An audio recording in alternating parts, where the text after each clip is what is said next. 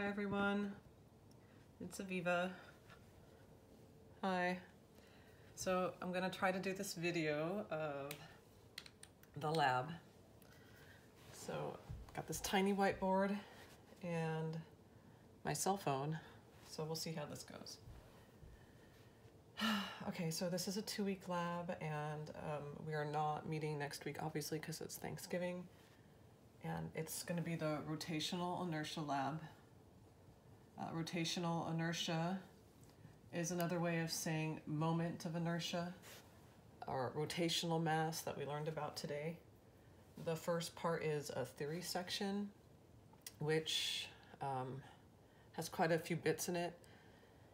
Some of them are just finding moments of inertia. One is for 2-point masses, M1 and M2, with regard to an axis of rotation, where they're R1 and R2 away. This is really straightforward, it just comes from the summative form of moment of inertia, M sub I R sub I squared, M1 R1 squared plus M2 R2 squared. This will be kind of our reference value, our theoretical value that we're going to be comparing to, and in the lab we're going to be finding moments of inertia. So this is one of them that we're going to find, the moment of inertia of 2-point masses. So in the lab you'll measure masses and distance away from axis of rotation of these two. So pretty straightforward. The other one of the other ones is one that we found in class. Now, what is the moment of inertia of a disk, a solid disk, around its axis of rotation through its center of mass? And we found this to be 1/2 mr squared. In a similar analysis, you'll be finding the moment of inertia of a thick ring, inner radius r sub 1, outer radius r sub 2, and you'll find its moment of inertia in the theory section to be the following.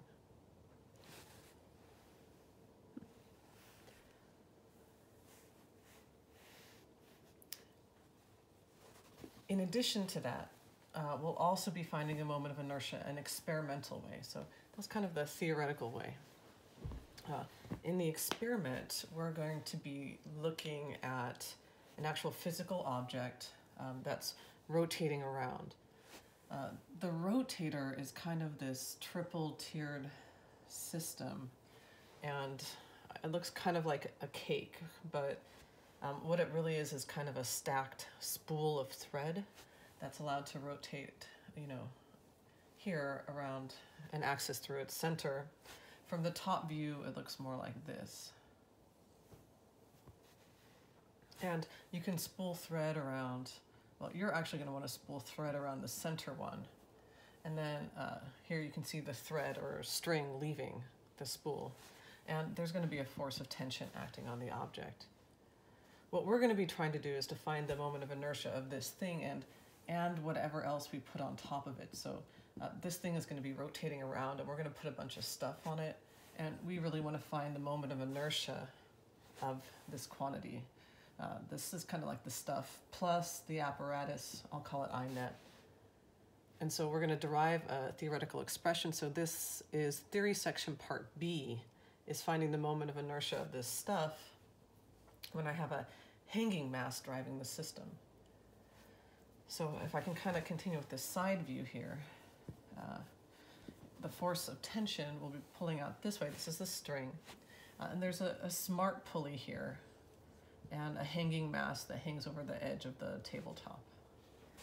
And the smart pulley is going to give information to Pasco about angular displacement, which will give it information about angular velocity. And we're actually going to be able to look at angular velocity, omega versus time graphs. We're going to see that they're linear. In fact, we're going to insist that they're linear. And from this velocity versus time, which is just like, well, regular v versus t, we're going to find the acceleration from the slope of the line. For omega versus t, we're talking about angular acceleration, and that will be equal to slope. So we're going to see that we have a constant or uniform acceleration, and we'll be able to get that uniform acceleration value from the slope of the line. Okay, so this will be the Pasco part of it, and that all comes from this pulley. Okay, so you can see we're hanging this hanging mass from it, so we'll also be measuring the hanging mass's value. So kind of our known values in this lab will be, or our measured values will be hanging mass, angular acceleration, and we'll also be able to measure the radius. I'm calling it R sub 2 here for the second tier of this rotating spool or object. So when measuring R sub 2, I should say that you're actually going to measure it twice. Once when wound and unwound, because there's an error in the size of that radius. You'll average those out to get R average, or R2 average, and you'll calculate the standard deviation of the mean to get the uncertainty, in the statistical way, square root of n minus 1. So you will be using this R2 value averaged in your experiment. Anyhow, these are our known values, m sub h, alpha, and r sub 2, and what I want to find is kind of the net moment of inertia of the apparatus plus all this stuff in terms of those values. So what we're going to do right now is to do a Newton's law analysis. So we haven't done it yet, but the last thing I kind of said to you guys at the end of recitation last time was sum of torques equals I alpha. Vector quantity. And we're going to analyze the kind of net torque acting on our system. Here. This I will be I of whatever's on here. So for this object that's rotating, I'm just rotating, I'm going to use sum of torques equals I alpha. I have this other object, m sub h, though. It's not rotating, so obviously I can't apply Newton's law for torques to it, but it's translating, so I can apply sum of forces equals ma, and I'm going to spend some time mapping these two together. So this is just purely translating mass. We'll get this relationship. That, of course, is m sub h. The just rotating object will get sum of torques equals I alpha. And this is our kind of new Newton's law analysis that we'll be doing, with something that rotates and something that translates. Okay, so let me kind of clean this up a little bit, get some space. Where's the space? Let's see. So I'm going to be trying to find kind of I net, knowing those quantities. So I'm going to start with an equation for the rotating object. And I want to think about the net torque acting on my system.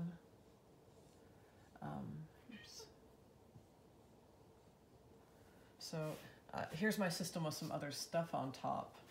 But ultimately, the forces acting on my system is that there's going to be some kind of gravity acting at the center of mass. There's going to be some kind of pinning force, because this thing is pinned and forced to rotate around its center. There's also the force of tension that pulls on this thing. So again, from the top view, here's tension acting on this thing, and maybe it's kind of coming out this way, acts right over here, or right over here on the second tier. If you remember, torque, I like to write it as RF perpendicular. That's its magnitude. And R is from the axis of rotation, which is right here in the center to the place where the force is acting. So even though I have at least kind of 3 forces acting on this object, so 3 forces means that every force has a corresponding torque. Here's 3 of them. This would be from kind of gravity, from the pinning force, and this would be from the force of tension, one torque for each force. These two are going to be 0 because their R values equals to 0, meaning their distance away from the axis of rotation is 0. So forces that act at the axis of rotation do not contribute to the net torque. We talked about that a little bit. So the only force contributing to the net torque is tension. And sum of torques equals I. Alpha means that the torque from tension equals I alpha. And this is the I net that I'm looking for. It's for whatever is on top of my rotating object. So obviously I want to divide here, but I can't divide vectors, so I'm going to divide the magnitudes. Torque from tension divided by alpha, magnitude equals I net. So alpha is going to be a known quantity for me, so I need to work on finding the torque from tension in terms of knowns. Torque of tension is just R times F perpendicular. So here's the axis of rotation. Here's my R vector. It points from the axis of rotation to where the force acts. Its size is just the radius, R sub 2, of that second tier. So the magnitude of the torque, let me kind of go back up.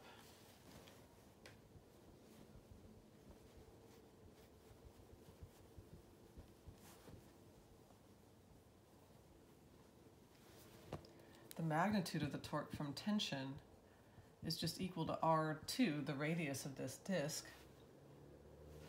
times the perpendicular force. Well, you can see that tension is perpendicular. Exactly. So we get this expression for the magnitude. Now, R2 is one of my knowns, but the force of tension isn't. And it's at this point I'm going to have to stop and consider the rest of my system, which is the hanging mass. So let me input this into here. And now we're going to focus on finding tension. So what is tension?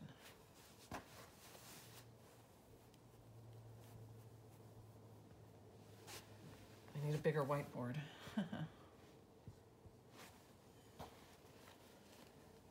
So just as a reminder,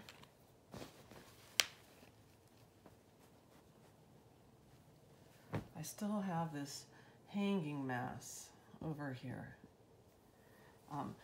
It gets a sum of forces equals MA distinction, or for the translating mass, it gets the Newton's law for translation only. This is the direction of acceleration, this is the direction of gravity, and this is the direction of tension. Those are all my forces. This is the positive one in the sum. And I get this equation in terms of tension and the hanging mass, which is known. I can solve for tension and plug it into here, but you know, all I've done effectively, if I do that, is to replace tension in terms of another unknown, which is A. So here's the deal. I know there's a relationship between alpha and A, but this is for tangential acceleration of an object that's rotating. And R would be the distance away from the axis of rotation of a point on that rotating body. What I'm going to argue is that there is one point on the rotating disk where A is directly related to, alpha is directly related to A tan, and that A tan is directly related to the acceleration of the hanging mass itself. So let me argue for that. So the string is accelerating, the mass is accelerating downward. Another thing that's also accelerating with the same acceleration is the string. So if I look at any point on this string, it's also accelerating with the same A as the hanging mass, which I'm trying to replace here. If I look at further up the string, this one is also accelerating at that same rate. And if I kind of look again at the top view of this system, here's the string leaving. I can argue that this string is also accelerating at A, and even right here, right up to the very edge where the string is leaving the disk, it is also accelerating at A. So my argument is that right on the edge of the disk, the acceleration tangential of the disk at that point is equal to the acceleration of the hanging mass.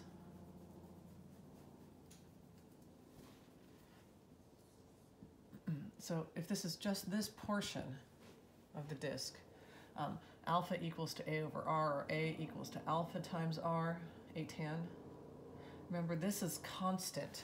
Alpha is constant throughout the disk. So A tan just depends on R. So if I'm in the R is, again, distance away from the axis of rotation. So at the axis of rotation, there's zero acceleration, and it just keeps increasing like this as I move outward until I get to the very edge where R is equal to the radius. And this is where I'm arguing that that acceleration is the same as the acceleration of the string, which is leaving it at that point. And so when R is equal to R2, the radius of this disk, I'm arguing that that acceleration is the same as this. So A equals to alpha times R2. And now I have tension in terms of nodes.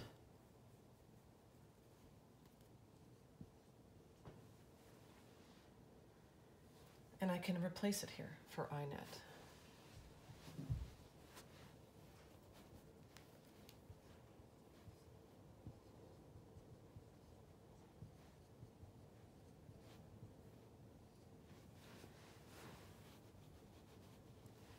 And I can reduce this.